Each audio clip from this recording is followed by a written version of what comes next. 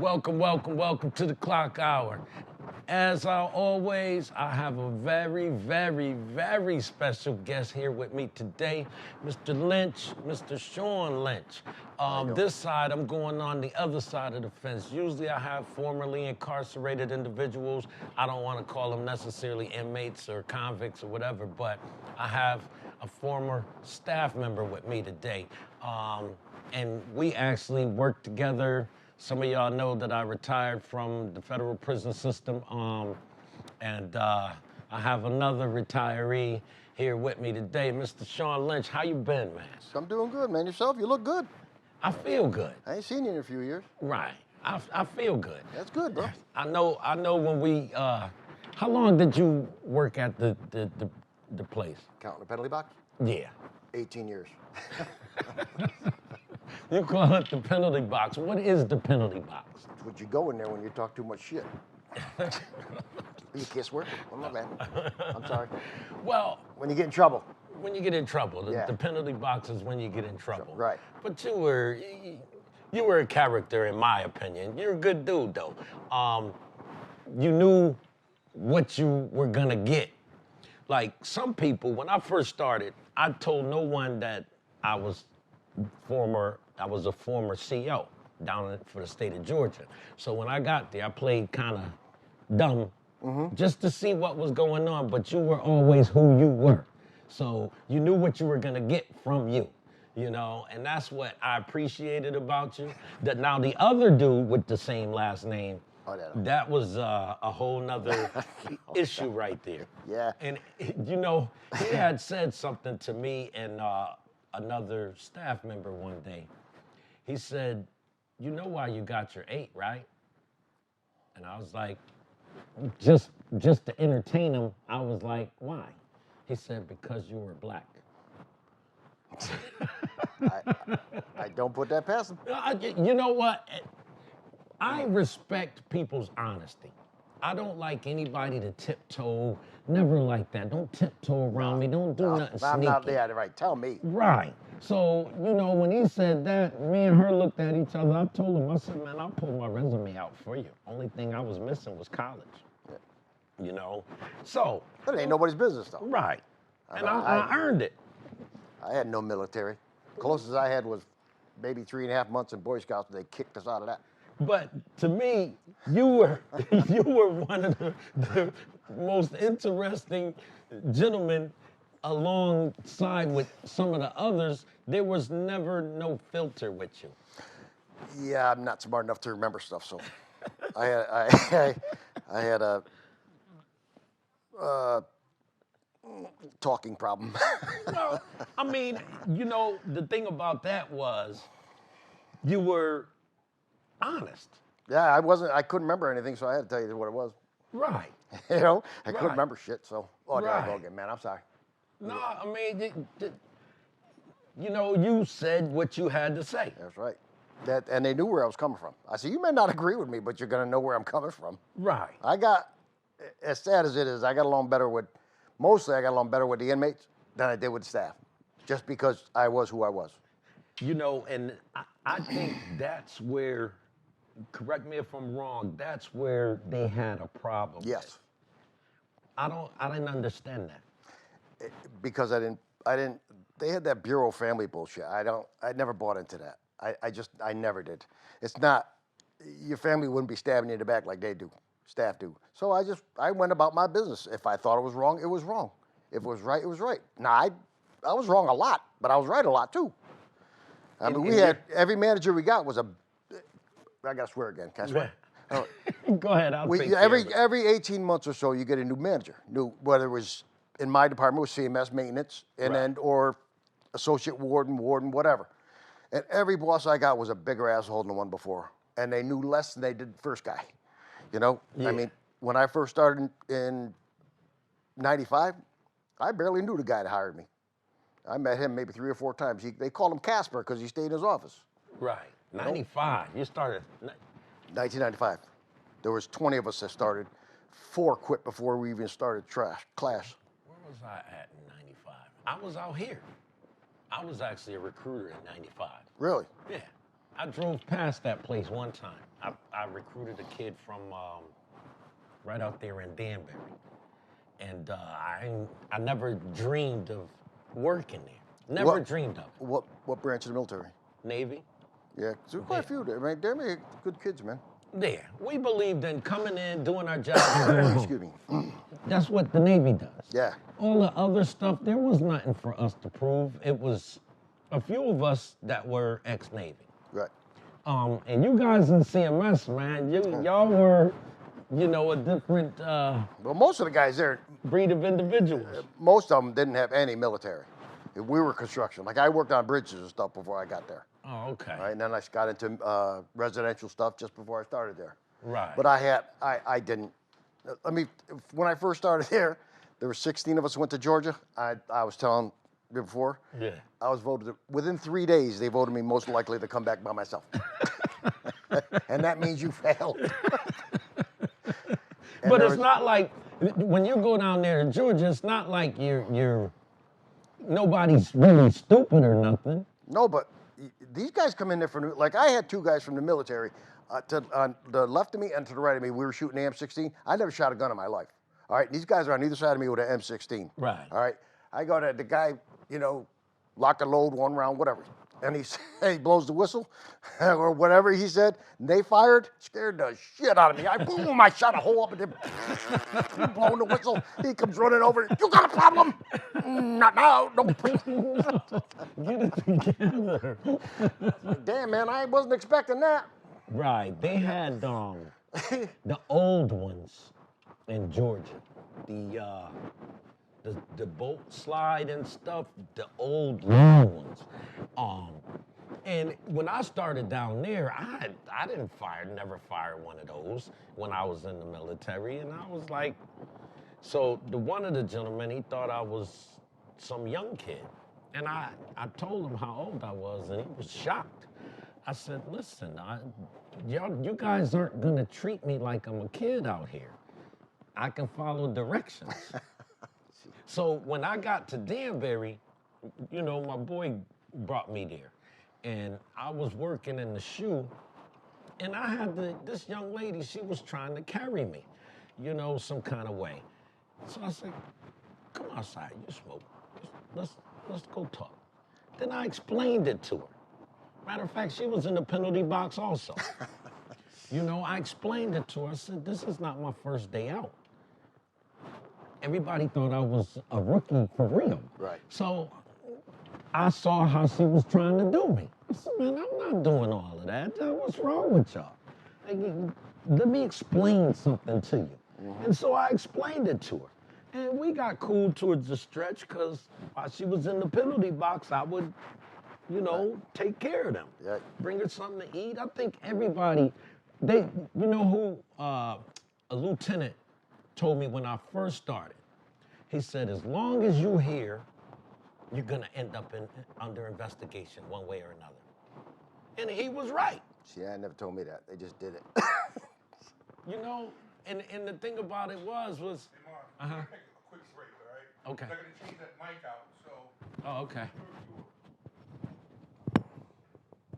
Okay. All right. Yeah, so it was the under investigation thing. Yeah. And it's like I at first I didn't get it, but I got it. My thing was I wasn't used to my threats coming from my coworkers. Right. I was on subs when I was in the military. Right. There wasn't nowhere to go. Yep. We had to count on each other. Mm-hmm. And so working in the state of Georgia, I was 2 to 10. 2 to 10 stuck together. We used to do potluck. And if second shift was going to one particular club, second shift was going to that club. Mm-hmm. When I get here, you're looking at somebody and he's ha, ha, ha, ha, but he has a knife behind his back. Hell yeah. And he's gonna stab you. That's where I started that guilty until proven innocent stuff. You did. So I tell everybody, you're guilty until proven innocent up here. And they don't care if you find yourself. And you got to prove yourself innocent. Yeah. How you going to prove yourself innocent? Didn't do nothing wrong. Right. You know what I mean? And you don't get anywhere in merit. No. You don't get anywhere in merit. It's whose ass you kiss. It means nothing because even my situation, last time I went in there, I threw my hands up. And I said, I don't know what else y'all want me to say to this. Right. To the warden. I was like, I don't know what else you want me to say to this. Do what you got to do so I can map it out. Right. It was said, well, we're going to put you in for 3 days. 3 days on the street for leaving the door unlocked. I'll take that.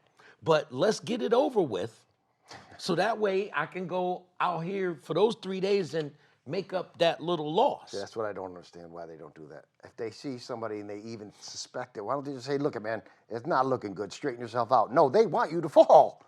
Because the people that do the investigations, they're not the safest of safe. Because one of you guys from back there threw me under the bus on that one. You surprised? No, I'm not. But, for the most part, I got along with most of them. You thought. I thought. Yeah, see? I got along with most of them, too. Then when they accused you, when they got accused, go outside, they all went to one side. After the end of the day, they were all on one side, and I stood over here next to one person. You know her from Hartford. Right. She helped out. She was good. Right. The only one. But, I just think that it's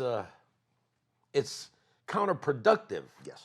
Because where I had came from. Right. If I see you in trouble, I'm coming. Well, yeah. I see anybody else in trouble, I'm coming, whether y'all know it or not. Yep.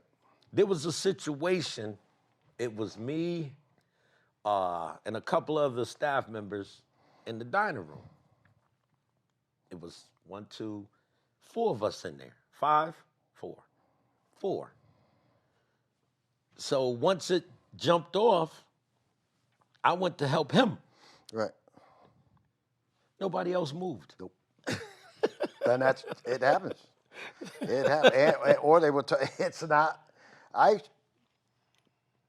When I was up there, we were in training. I got thrown out of training a couple dozen times. Anyway, we were in training, and we had a coworker whose English was horrible. And I may have it got on your nerves. I may have said something, and I go up there, and the warden calls me up there, 60 days on the street. I said, for what? I said, I never got in trouble for. I never got caught. But, and I just said, I can't believe this. She hated me. Correct me if I'm wrong. You get one person do something. Mm-hmm. Here's a little pat on the backside. Mm-hmm. You get another person do something. Who offers 60 days on the street for a comment? No, you don't get to go to court. It's just, okay, you're guilty. I'm gonna ask you this, and it was something that I kind of looked at because when I started, there were certain people there, and it was actually cool. A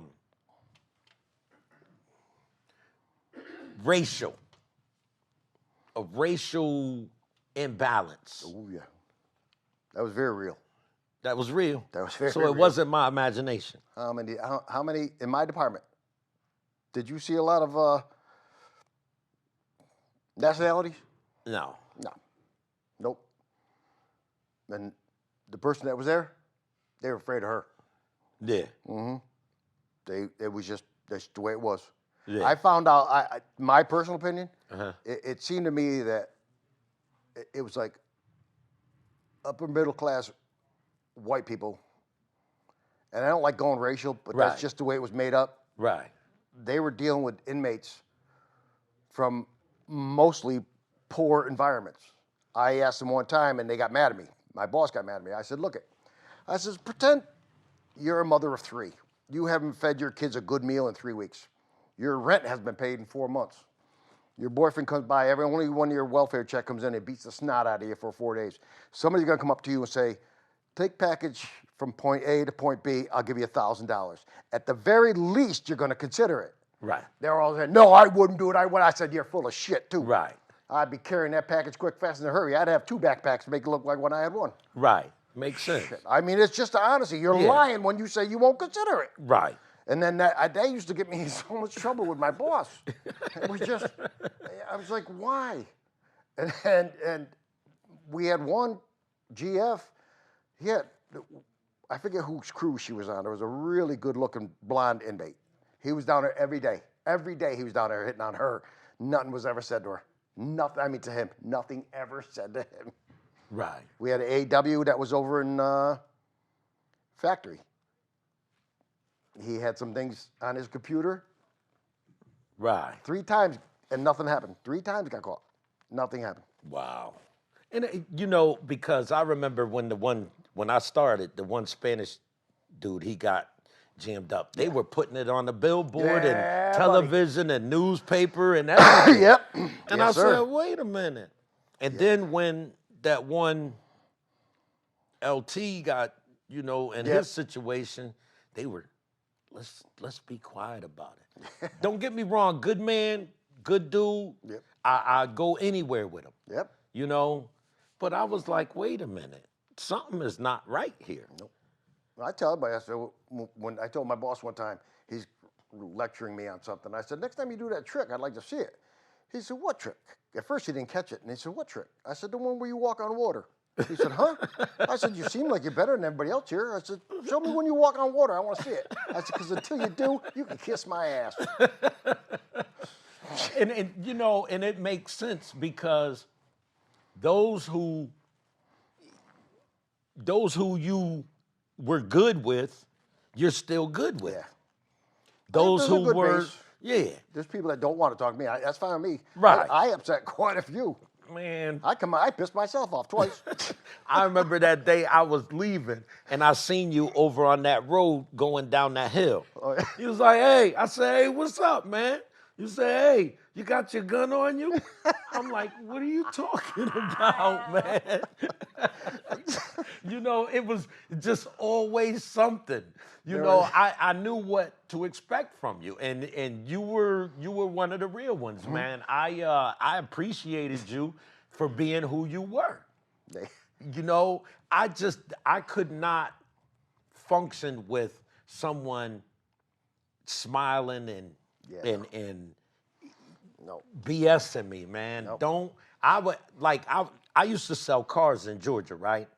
This young lady, nice looking young lady, she said, listen, I could work with you all day, but I can't bring you to the dinner table. She's a white lady. And I said, I respected her more for being honest. Yeah. She was like, my father, no way. I don't want to go eat your food anyway. It's probably nasty. But, you know, I respect people who be who they are. I enjoyed the experience, except those moments where, you know, things were a little fishy. See, I was in construction, right? And ass kissing was never, I couldn't stand ass kissers ever. No, and it wasn't that popular in construction anyway, especially when you're doing bridges. Nobody's going to talk shit to you when you're 85 feet up in the air. Right. Okay. Right. And, you know, so I kind of, and growing up that way, like I said, I'm the 13th of 13 in the projects. If you're late for dinner, you ain't eating. a couple of times I come out there look like an Ethiopian youth. Skinny motherfucker. Anyway. Right. You know, so it's just the way it was. You learned it, and a lot of my friends went to jail. Yeah. And some relatives went to jail, but I had my grandfather, my mother's father, was a cop in Newark. Okay. And that was bad enough. He's taking us for a ride around during the riots. Right. Can I go home now? Thank you, Grandpa. During the riots. Yeah, I was like 8. Wow. Can we go home? I'm good. Wow. Guy walking across with a 500-pound TV. Back then they had the big TVs. Right. You know, I was like, where you going there? You ain't got electricity. Right. You know, like, so how'd you end up in Danbury? I was born and raised in Danbury. Okay. and I knew a few people that worked up there. My wife's uncle was big in politics, and I wanted to get a job at the hospital. When I got tired of, I just wanted a steady paycheck at that point. And I said, can you get me a job at the hospital? And he was trying. They had a hiring freeze. He goes, how about the prison?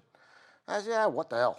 I'll try it. I go up there. I didn't have any precursor. I had no idea what it was. When I started in 95, like I said, there were 16 of us. Right. Or there was 20 of us. 4 quit before we even started. Right.